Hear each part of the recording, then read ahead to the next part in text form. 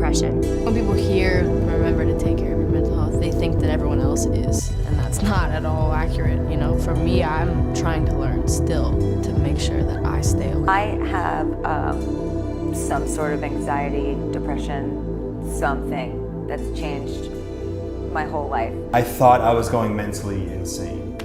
Literally, I thought that from that moment on, for the rest of my life, I was going to be stuck in my head, freaking out without any reason.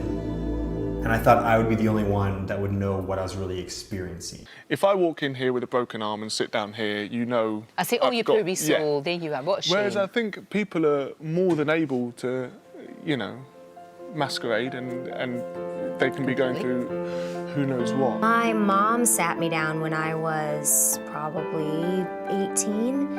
And when I was 18 said, if you start to feel like you are twisting things around you and you start to feel like there is no sunlight around you and you are paralyzed with fear, this is what it is and here's how you can help yourself. But as a young mother actually said that to me at the Anna Forey Centre, she said actually just talking to somebody, having those conversations is like medicine for her. And that is the point, is that actually it's okay to have that conversation, even if it is uncomfortable or awkward, but it's just starting it. It doesn't make you weak to ask for a friend, to go to a therapist. It shouldn't make you feel weak to ask anyone for help. And you should be able to ask anyone for help. And everyone has to help someone if they need it. The thing is about anxiety is that it comes in phases and it's different for everybody. One of the most important things you could realize is that you're not alone.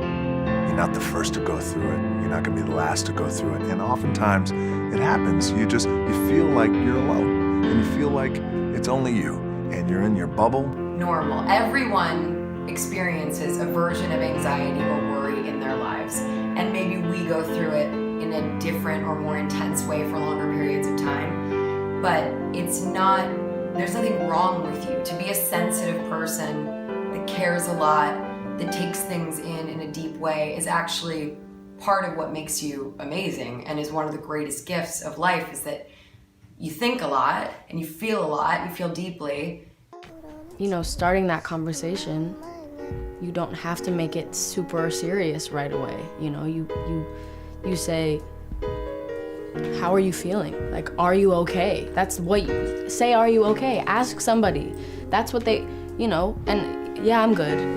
Really? The thing that really helps me when I'm having a panic attack now is to just talk to someone while I'm having one. Just for some reason, talking about the way that I'm feeling helps me realize that I'm not actually going insane. And, you know, my message has always been to accept yourself no matter what, to love yourself, to embrace your flaws. I think flaws are the things that make us special. You've got so many things to worry about now, whether you're struggling for exams, whether you're struggling with home life, whether you're struggling with friends, then you have the social media angle. You can understand why, you know, that coupled with the fact that you don't get out of the house because you're staring at a screen the whole time, there's got to be a lot of issues that are going to build from that if you're not careful. And it's always sold as though everybody else's life is perfect. I have to know how my brain works in order to catch it from doing bad things, because the brain is really tricky and it will tell you things that aren't true. And so knowing that I would remember a negative experience more than I'd remember a positive, I would really make it my mission to go, okay, but the positive experiences with that person were equal. I'm gonna choose to let that negative experience go. It was really freeing to have the information. It made me really happy because I started to have a relationship with myself. And I think that's the best part. And the only way progression is going to happen is by talking about it and by allowing everybody to talk about it, you know.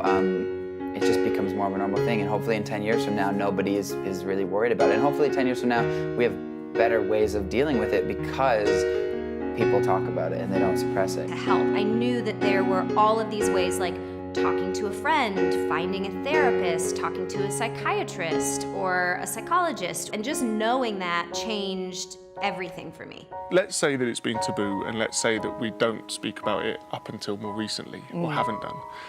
The more that we do, the more we'll learn that it's just a huge circle that we're all on somewhere, and every one of us is experiencing something. So instead of covering it up, why not just accept Just see. Just be easier on yourself. Don't beat yourself up so much. Don't ever feel like you're a weirdo for it, because we're all weirdos. Just gotta remember, hold on to that fundamental quality of faith. Have faith that on the other side of your pain is something good.